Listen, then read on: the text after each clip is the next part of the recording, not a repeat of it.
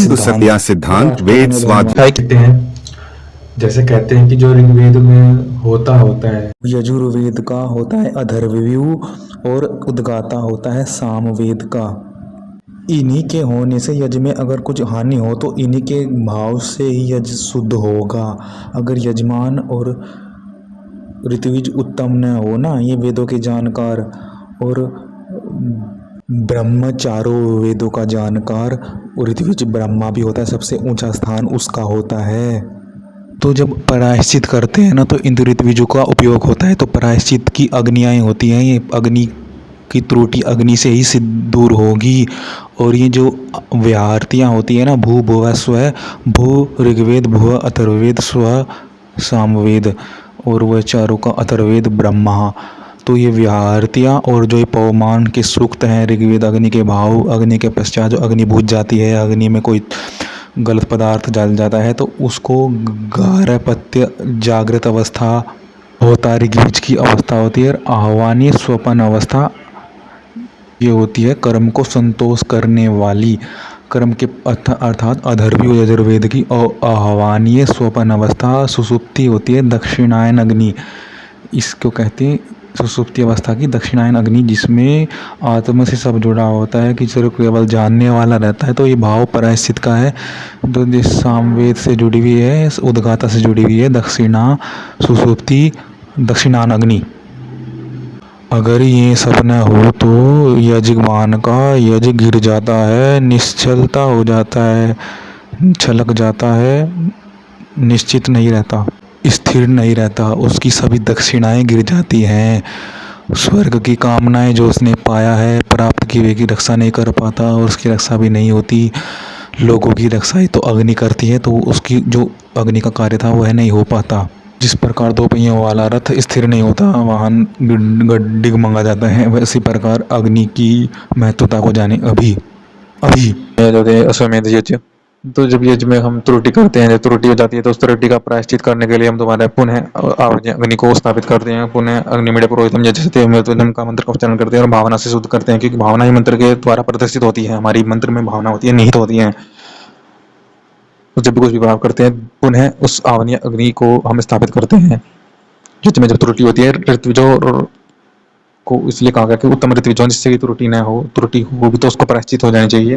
प्रायश्चित त्रुटि तो हो जाती है तो प्रायश्चित हो जानी चाहिए उसकी, तभी यजमान और स्वर्ग की उसकी कामना सिद्ध होंगी, तब यजमान और यज्ञ बढ़ेगा। इसमें कैसे कहा गया कि भू होता की जो त्रुटि है ना, उसको भू के द्वारा हम भू और अग्नि स्वाहा इत्यादि जो होता की त्रुटि होती है, होता जो स्तुति करता है ऋग्वेद से, अधर्वी जो यजुर्वेद थे उसकी भुआ से त्रुटियां दूर होती हैं, और स्वयं का उच्चारण कर लेने से, अच्छा केवल उस मन के भाव द्वारा स्वयं से अर्थात जो साम उद्गाता की त्रुटि होती है उसको दूर हो जाती है। आह्वान अग्नि जब अग्नि तो जिसमें देवताओं को आहुत किया जाता है, वह यज्ञ का मुख्य अग्नि होती है।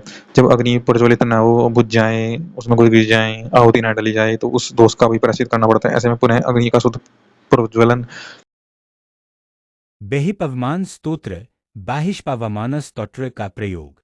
बहिपवमान सूक्त ऋग्वेद के नवम मंडल के पवमाना सूक्तों से संबंधित है।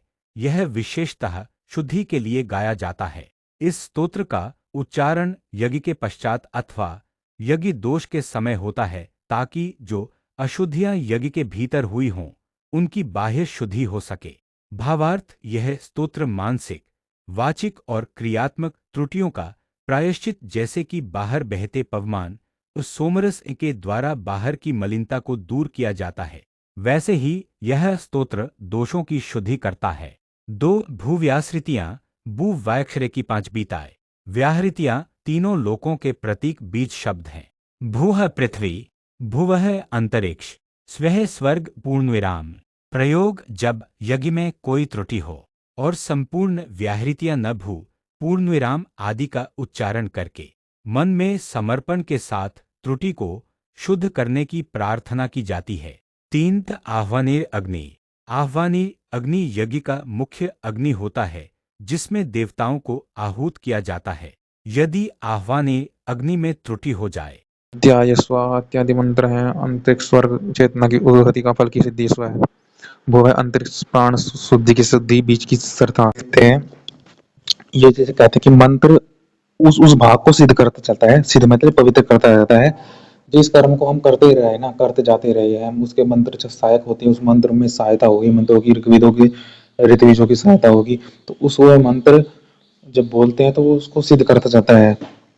मनसा च इव ही वाचा च यज्ञम वहति, मन और वाणी से ही वह यज्ञ में चलता है। इससे ही मन यही वाणी है। जो मन से ही तो हम उस पर ध्यान लगाते हैं, और ध्यान केंद्रित होता है मंत्र से कि ये कर्म उस भाव से मैं कर रहा हूँ। उससे कहते हैं जान जान मेरे यज्ञ की रिद्धि समाप्ति छिप गई, तो वो छिपनी नहीं चाहिए, वो अंततः नहीं नष्ट हो जाएगा आपका यज्ञ।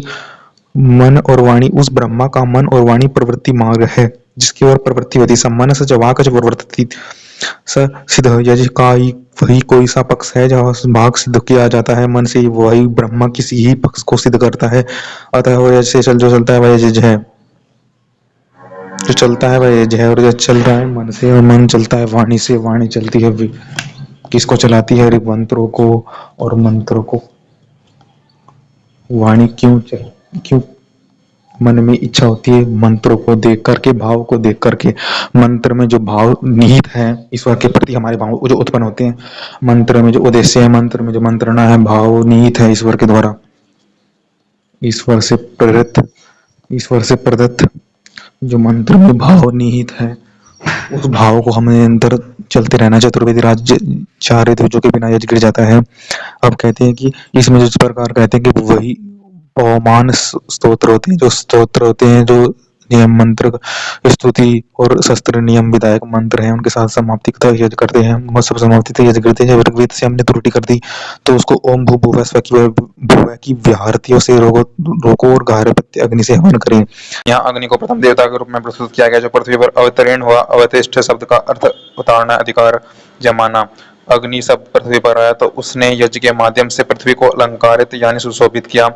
अग्नि के बिना यज्ञ यानी धार्मिक अनुष्ठान संभव नहीं है। वही यज्ञ की शुरुआत और उसी को धर्म से का सर्जन। उसने जो वस्तु पृथ्वी पर सुशोभित की में सभी उसी पृथ्वी का अंग बन गई। तो आगे और विषय होंगे महत्वपूर्ण। जो पृथ्वी पर बना वे सब मनुष्य पशु रूप पर जाए। तेसा ऐसा एव अग्निर यद ऐसा तपति। तपति शब्द का अर्थ है जलना, चमकना, तपाना। यह है कि अग्नि एक स्थायी शाश्वत सत्ता है जो समय के साथ रूप बदलता है। वह यज्ञ में है, घर में, आकाश में सूर्य बनकर। यह अग्नि सिर्फ लौ नहीं बल्कि चेतना, ऊर्जा और ब्रह्मांड ये शक्ति का प्रतीक है। लोकों का निर्माता है, नियंता। अग्नि केवल न यज्ञ का साधन है बल्कि ब्रह्मांड के संतुलन को बनाए रखने वाला भाग्य देखते हैं। यज्ञ कोई साधारण प्रक्रिया नहीं है बल्कि सिखाई जाने वाली विद्या है। यह पूछना ज्ञान की तलाश जो वैदिक शिक्षा का मूल है। जैसे देवता प्रसन्न होते हैं, देवता वर्षा अन्य जीवन देते हैं। यही तो कॉस्मिक ऑर्डर है।